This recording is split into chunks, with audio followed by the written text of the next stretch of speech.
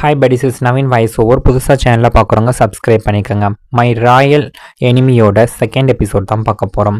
Second எபிசோடோட ஸ்டார்டிங்கில் நம்ம ஹீரோயினுக்கு ஒரு கனவு வருது. அந்த கனவில் ராஜா ஃபஸ்ட்டு அவங்கக்கிட்ட மயக்கிற மாதிரி பேசிகிட்டு இருப்பாங்க, நல்லா லவ் பண்ணுற மாதிரி ரொமான்ஸாக பேசிகிட்டு இருப்பாங்க. ஆனால் திடீர்னு பாய்சன் குடிக்க சொல்லி ரொம்ப ஃபோர்ஸ் பண்ணுற மாதிரி சேஞ்ச் ஆயிடுவார்.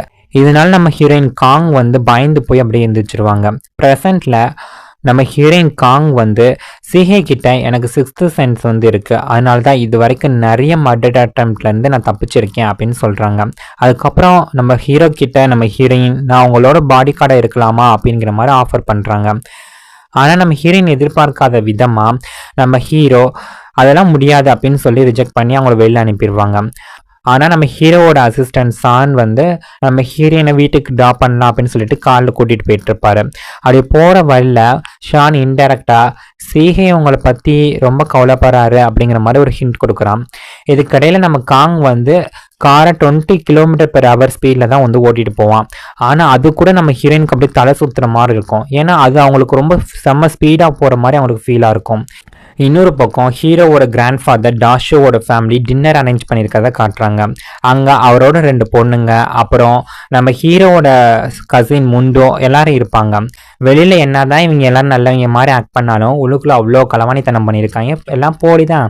அது இந்த முண்டோ மட்டும் கொஞ்சம் சின்சியராக இருக்கிற மாதிரி நடிக்கிறான். ஏன்னா முண்டோ தால்சுக்கு கிட்னி டொனேட் பண்ணியிருக்கான். அதனால தாசு அவனை ரொம்ப கேர் எடுத்து பாசமாக பார்த்துக்குவாங்க, ஏன்னா கிட்னி கொடுத்துருக்கான்னு.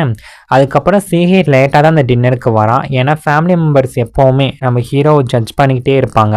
எப்போ பார்த்தாலும் நம்ம ஹீரோ பற்றி குறை சொல்லி பேசுறது, கண்ணா பின்னான்னு பேசுறதுன்னே சொல்லுவாங்களா. அதனால் நம்ம ஹீரோக்கு அவங்கள சுத்தமாக பிடிக்காது. அப்போதான் நம்ம ஹீரோக்கு ஒரு விஷயம் தெரிய வருது. முன்னாடி ஒரு ப்ரொடெஸ்ட் பண்ணாங்களே, அவங்க வேற யாருமே இல்லை, இது வரைக்கும் சம்பளம் கொடுக்காத ஒரு ஒர்க்கர் தான் இந்த மாதிரி கோவப்பட்டு பண்ணியிருப்பாங்க. ஆனால் ஷான் ஆல்ரெடி அவங்களுக்கு பணத்தெல்லாம் கொடுத்து அந்த இஷ்யூ செட்டில் பண்ணி முடிச்சிருப்பான். அதாவது இந்த மர்டர் அட்டம்ப்ட்காக யாரோ ப்ரொடெஸ்ட்டுக்கு எக்ஸ்ட்ரா பணம் கொடுத்துருக்கணும் அப்படிங்கிற மாதிரி நம்ம ஹீரோ சீஹேக்கு டவுட் வந்திருக்கும். இதனால் சீஹே என்ன பண்ணியிருப்பான்னா ஷான் கிட்ட காங்கை பற்றி இன்வெஸ்டிகேஷன் பண்ணு அப்படிங்கிற மாதிரி சொல்கிறான். ஏன்னா அவர் 2 தடவை சடனை முன்னாடி வந்திருக்கா, அது கோஇன்சிடென்ட்டாக இருக்க முடியாதுல்ல அப்படிங்கிற மாதிரி நம்ம ஹீரோ நினச்சிட்டு இருக்கான். ஆனால் இன்வெஸ்டிகேஷன் பண்ணி பார்த்ததும் அவங்க ரொம்ப ஷாக் ஆயிடுறாங்க. ஏன்னா ஷியோரி ஒரு சாதாரண பொண்ணு மாதிரி தான் தெரிய வருது. அவங்க பின்னாடி சந்தேகப்படுற மாதிரி கடந்த காலம் எதுவுமே இல்லை. அவங்க பேக்ரவுண்ட் கூட அந்த அளவுக்கு பயங்கரமான ஒன்றும் கிடையாது. ஷியோரி வீட்டுக்கு நம்ம ஹீரோயின் காங் வராங்க. அங்கே நம்ம ஹீரோயினோட பாட்டியம்மா இந்த மேன் கான்ஷன் அவங்களுக்காக வெயிட் பண்ணிட்டு இருக்காங்க. அப்போ நம்ம ஹீரோயினோட பாட்டியம்மா நம்ம ஹீரோயின் மேலே ரொம்ப கேர் எடுத்துக்கிறாங்க. அதாவது ஷியோரிக்காக சமைச்ச அந்த சாதாரண ஃபுட் எல்லாத்தையும் கொண்டு நம்ம காங்கிட்ட கொடுக்குறாங்க. அதை காங்க சாப்பிட்றாங்க. அந்த அளவுக்கு டேஸ்ட்டாக இல்லாட்டினாலும் காங் அதை அமைதியாக சாப்பிட்டுக்கிறாங்க. அது மட்டும் இல்லாமல் காசே இல்லாத அந்த நிலைமையில கூட அந்த பாட்டியம்மா ஷியோரிக்காக கொஞ்சம் பணத்தை கொடுத்து ரொம்ப பெருமையாக பேசுகிறாங்க. இதனால காங் ரொம்ப எமோஷனல் ஆகுறாங்க. அதுக்கப்புறம் ஷியோரியோட இந்த சின்ன அப்பார்ட்மெண்ட்டை தான் காட்டுறாங்க. அந்த ரூம் ரொம்ப சின்னதாக இருக்குது. வெளில இருக்கக்கூடிய வியூஸ் கூட அந்த அளவுக்கு பார்க்க முடியாத அளவுக்கு ரொம்ப ஒடுக்கமான ஒரு இடம். அந்த வால்ஸ்லாம் கூட ரொம்ப தின்னாக இருக்கும்.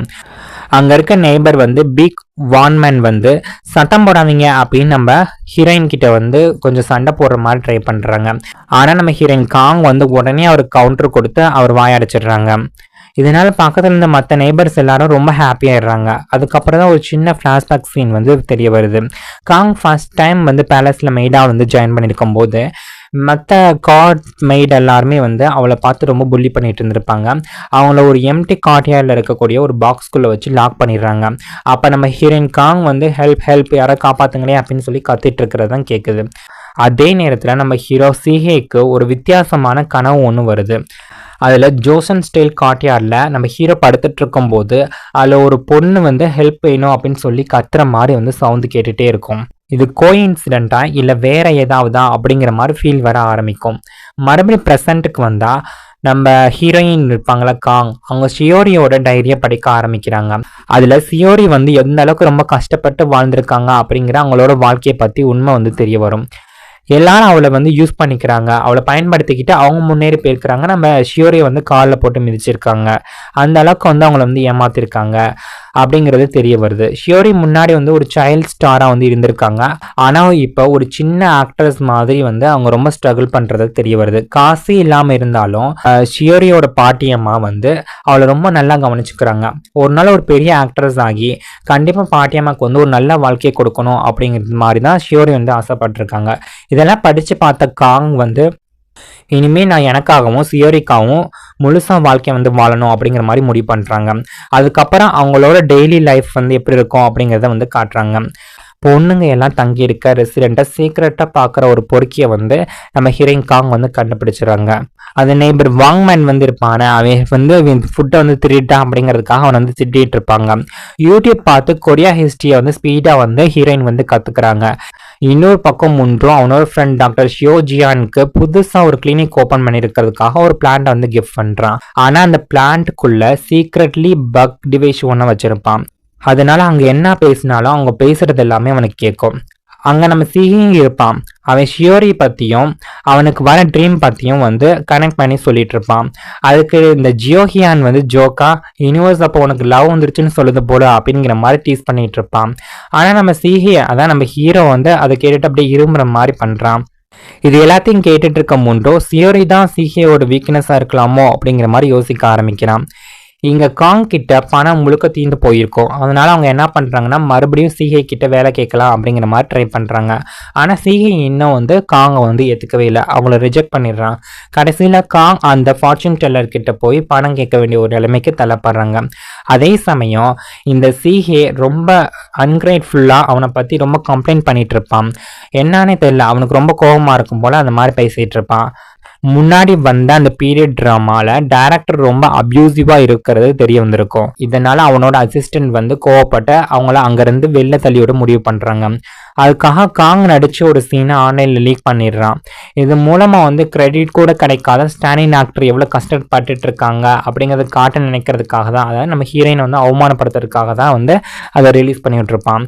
ஆனா யாருமே எக்ஸ்பெக்ட் பண்ணாத மாதிரி காங்கோட வீடியோ இன்டர்நெட்ல வந்து வெளியா இருக்கும்ல, அதனால நம்ம ஹீரோயின் காங் வந்து இன்டர்நெட்ல வைரல் ஆயிடுறாங்க. நிறைய பேர் அவங்கள வந்து நோட்டீஸ் பண்ண ஆரம்பிக்கிறாங்க. அதுவும் அந்த பியோஜியோ கம்பெனி கூட அந்த டைனசைட் பிராண்டுக்கு காங்கோட ஃபேஸ் வந்து ஹையர் பண்ணலாம் அப்படிங்கிற மாதிரி யோசிக்கிறாங்க. ஆனால் எக்ஸ்பெக்ட் பண்ண மாதிரி நம்ம ஹீரோ சிஹே வந்து இன்னும் கோபமாக தான் இருக்காரு. அதெல்லாம் முடியாது, அவளெல்லாம் வச்சுக்க வேணாம் அப்படின்னு சொல்லி ரிஜெக்ட் பண்ணிடுறாங்க. இன்னொரு பக்கம் நம்ம ஹீரோயின் காங் வந்து ஃபார்ச்சூன் டெல்லர் கிட்ட இருந்து பணம் வாங்கியிருப்பாங்களே, அந்த பணம் ஃபுல்லாத்தையும் ஸ்வீட் வாங்குறதுக்கே வந்து ஸ்பெண்ட் பண்ணி அழிச்சிருவாங்க. அதுக்கப்புறம் பார்ட் டைம் ஜாப் வந்து தேட ஆரம்பிக்கிறாங்க. ஆனால் மாடர்ன் வேல் ஸ்கில்ஸ் எதுவுமே இல்லாதனாலையும் அதோட அவங்களோட போல்ட் ஆட்டிடியூட் காரணமாகவும் அவங்களுக்கு எந்த வித வேலையும் ப்ராப்பராக கிடைக்கிறது இல்லை. இப்படியே 2 வாரம் வந்து போயிடுது. ஆனால் காங் இன்னமும் ஆன்லைனில் வந்து ட்ரெண்டிங்காகவே இருப்பாங்க. இதனால ஹீரோ சிஹே என்ன முடிவு பண்ணுறான் அப்படின்னா, காம்படிஷனுக்கு யாராவது வர்றதுக்கு முன்னாடி நாம் அவளை வேலைக்கு வந்து எடுத்துடணும் அப்படிங்கிற மாதிரி முடிவு பண்ணுறான். சான் கிட்ட வந்து அவளை எப்படியா தேடி கண்டுபிடி அப்படின்னு சொல்கிறான். ஆனால் காங்கை வந்து ரீச் பண்ணவே முடியல. அப்போதான் ஒரு விஷயம் தெரிய வருது. நேபர் அந்த வாங்மேன் கூட சேர்ந்து பார்ட் டைமாக எக்ஸ்ட்ரா வேலை பார்த்துட்டு இருக்காங்க நம்ம ஹீரோயின் காங் அப்படின்னு தெரிய வருது. அவன் நம்ம ஹீரோயின் காங்க்கு வந்து ஒரு லைவ் ஷாப்பிங் மாடலிங் ஜாப்பை வந்து அரேஞ்ச் பண்ணி கொடுத்துருப்பான். அதுக்கு பின்னாடி அவனோட ஒரு செல்ஃபிஸ் ரீஷன் வந்து இருக்கும். ஏன்னா அப்பார்ட்மெண்ட்டில் தங்கியிருக்க எல்லாரும் தங்கிட்ட நல்ல விதமாக பிஹேவ் பண்ணணும் அப்படிங்கிறதுக்காக வந்து அவன் இந்த மாதிரி செஞ்சுருப்பான். ஆனால் காங் வந்து செம்ம டேலண்டாக இருப்பாங்க. அவங்க ப்ரொமோட் பண்ணுற எவ்ரி ப்ராடக்டும் வந்து சோல்ட் அவுட் ஆயிரும். எல்லாமே நல்லா போயிட்டு இருக்க அந்த ஒரு நேரத்தில் ஒரு டானிக் ட்ரிங்கை வந்து பவுலில் கொண்டு வந்து வச்சு இதை ப்ரொமோட் பண்ணுங்க அப்படின்னு சொல்லுவாங்க. அதை பார்த்த உடனே காங்க்கு வந்து பழைய பாய்சன் மெமரிஸ் எல்லாம் வந்து ஃப்ளாஷ் ஆகும். அதான் ராஜா வந்து ஃபோர்ஸ் பண்ணி பாய்சன் குடிக்க வச்சிருப்பார்ல, அதெல்லாம் நினைவுக்கு வரும். இதனால அவங்க சைக்கலாஜிக்கலாக ட்ரிகர் ஆகி ரொம்ப பயந்து போய் அங்கேருந்து ஓடிடுறாங்க.